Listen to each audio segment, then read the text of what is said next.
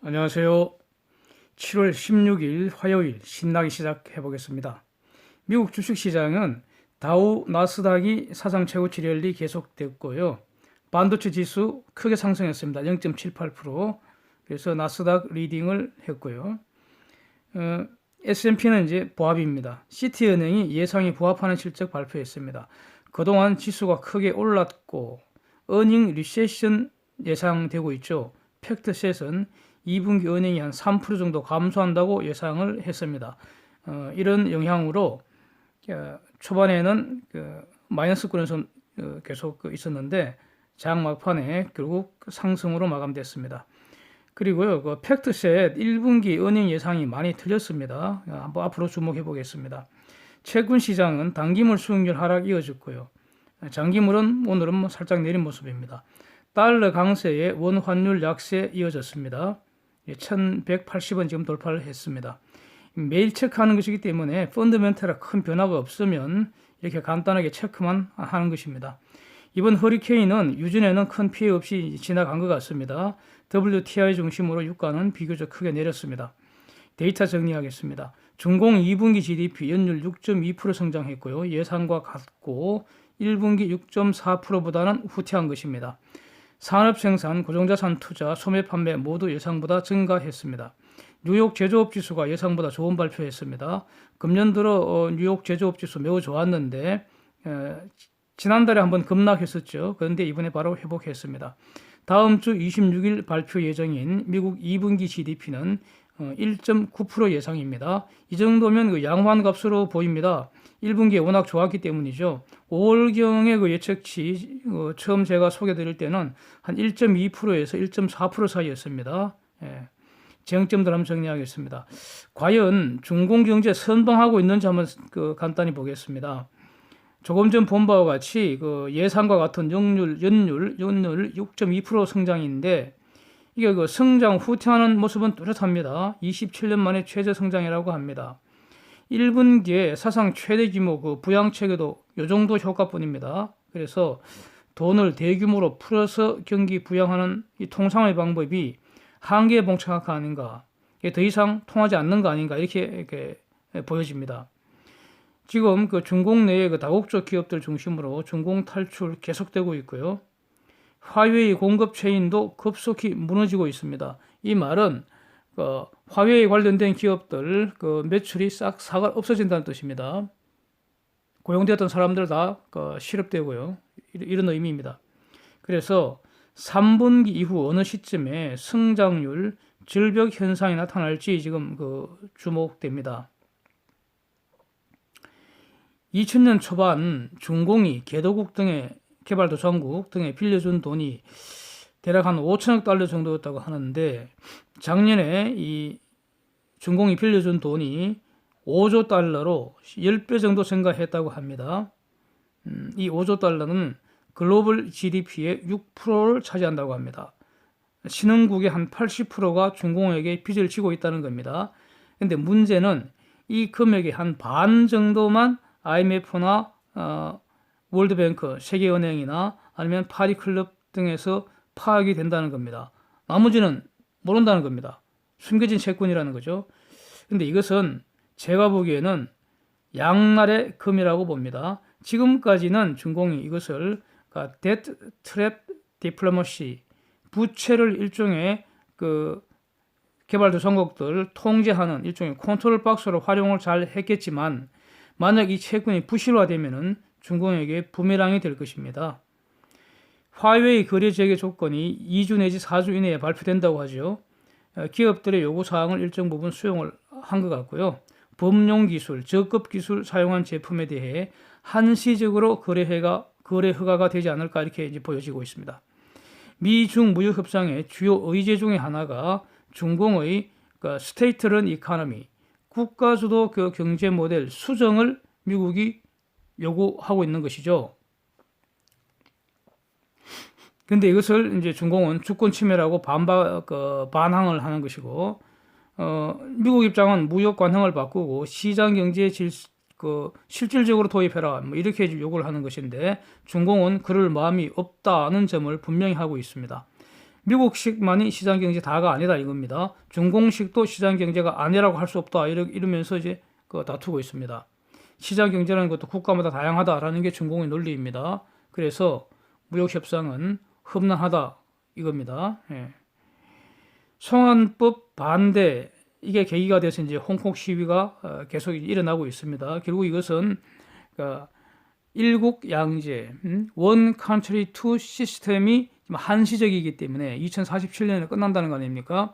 그래서 그렇게 되면 홍콩 기본법이 없어져 버리고 중국한테 그대로 중국 법이 그대로 적용되니까 이걸 반대하는 것이죠. 다시 말하면은 본질은 홍콩이 중공 체제를 반대하고 자유민주주의 체제에 계속 가져가겠다 이 투쟁인데 이 과정에서 아무 개념 없이 말이죠. 중공 편에 서서 시위를 탄압했던 캐리람 행정장관에 대한 퇴진 요구 강력하게 요구를 해 왔습니다. 이거는 제가 제일 처음 홍콩 시위 발생하자마자 올린 영상에서 이렇게 말씀을 드렸는데 결국 캐리람 행정장관이 그럼 할 수 없다 물러가겠다 시위 진압에 책임지고 물러나겠다 사퇴 의사를 밝혔는데 중공이 반대해서 사퇴도 못한다고 합니다. 이렇게 FT가 보도를 했습니다. 파이낸셜 타임스. 중공이 캐리람을 허수아비로 만들어버리고 강경 대응할지 이게 이제 주목이 되는 상황입니다.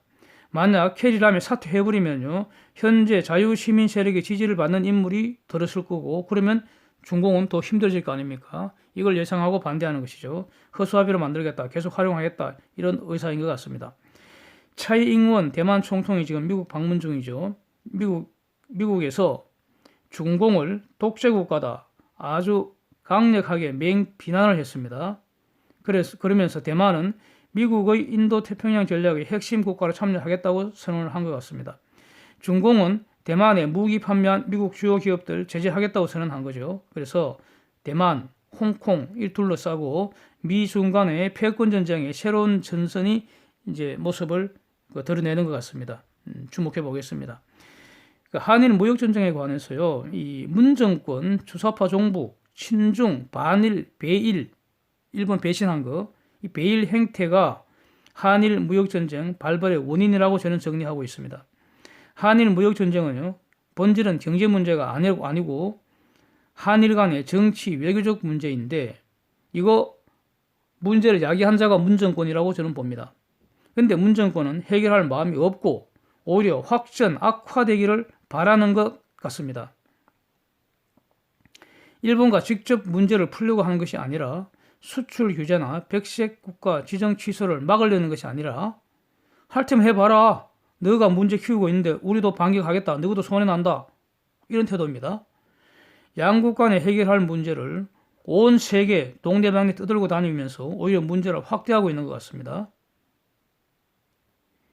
아직 WTO 갈 일은 아닌 것 같은데, 그 다음에 아직 미국에 갈 일도 없는 것 같은데, 한일 간 진지하게 협의해서 문제 확대를 막고 해결책을 같이 찾으려고 하지 않고 말이죠. 다시 말하면 확전을 막기 위해 노력하는 것이 아니라 확전을 기정사실화한 다음에 거기에 따라서 우리가 어떻게 같이 싸울지 거기에 관심이 있는 것 같습니다. 중공의 사드 보복이야말로 아주 부당하고 강력 대응했어야 하는데 중공한테는 얼굴도 못 들던 것들이 일본은 만만하고 오히려 싸우고 싶어 안다는 것 같습니다. 일본과 항일 투쟁, 극일 투쟁하는 모습을 보여주고 싶은 것 같습니다. 지금은 백색 국가 지정 취소 절차 이걸 중단을 시키기 위해서 외교 총력전을 펼쳐야 할 시기인데도 불구하고 외교 라인은 어디서 무슨 짓 하며 세금이나 파먹는지 도대체 알 수가 없습니다. 지금 뚝에 작은 구멍이 났는데 호미로 막을 수 있는데 막지도 않고 구경만 하고 있는 것 같습니다. 뚝이 터져서 홍수가 날 때까지 기다리는 것 같습니다. 예. 문 정권은 경제 폭망의 원인을 일본의 경제 침략으로 돌리고 한국 성장을 방해하기 위해 일본이 경제 침략을 한 것이다. 이렇게 말하면서 우리는 일제 독립화 투쟁하는 심정으로 지금 항일 투쟁, 극일 투쟁하고 있다. 이런 식으로 대응하는 것 같습니다. 아주 웃깁니다. 뭐 갑자기 말이죠. 되지도 않는 이순신 장군이 들고 나오고 어떤 애송이는 죽창가를 들고 나오고 또 어떤 애송이는 미국 갔다 오더니 무슨 뭐 국채 보상이 어떻고 금목이 어떻고 아주 웃깁니다. 가관입니다. 북공이 징그럽게도 연일 일본 욕질이나 해대고 말이죠. 일본의 경제 침략이다. 이렇게 이러면서 항일 투쟁, 극일 투쟁하는 거 이거 중심으로 북공과 연대를 하고 그래서 그 지지하는 그 빨갱이 세력들 결집하려는 그런 모략이 숨어 있는 것 같습니다. 예. 결국 종북 주사파, 저질 정치 버러지들, 세금 구더기들이 경제를 망쳐놓고 이걸 해결하느라 기업인들만 지금 스트레스 엄청 쌓이는 꼴입니다. 하루라도 빨리 몰아내는 것이 근원적 해결책이라고 저는 생각합니다. 문정권 독재라고 저는 판단합니다. 최근에는요, 다른 거 엄청 많은데 사례가 윤석열이 같은 거짓말쟁이를 계속 반대하는데도 불구하고 임명 강행한다는 것 자체가 지 하고 싶은 대로 다 하는 거 아닙니까? 그게 독재의 요인이죠. 그래서 독재 정권, 문정권 몰아내고 자유민주정부 수립해서 일본과 정치, 외교적으로 이 한일 무역전쟁 풀어야 한다고 저는 보고 있습니다. 자, 이런 여러 그 데이터와 쟁점들을 중심으로 투자에 참고할 만한 그 내용을 한번 정리해 보겠습니다. 미중 무역 전쟁은 그 진행이 적절하게 관리 통제되는 것 같습니다. 미국 솜씨가 좋다는 것이라고 저는 봅니다. 중공의 대체 시장이 형성되어 가는 정도에 맞게 그다음에 차이나 리스크에 대응해서 글로벌 양적 완화도 지금 시작되는 것 같고요. 그래서 지금까지 충분히 또 시장이 반영되었고 그래서 미중 무역 전쟁 앞으로 경과는 크게 그 시장에 그 악재 요인으로 작용할 가능성은 점점 줄어든다 이렇게 저는 이렇게 보고 있습니다. 그런데 한일 무역 전쟁은 지금 매우 불확실합니다. 지금 초기 국면이고요. 문 정권 대응도 문제 해결이 아니라 문제 악화에 있는 것 같고요. 대응 능력도 매우 의심스럽습니다.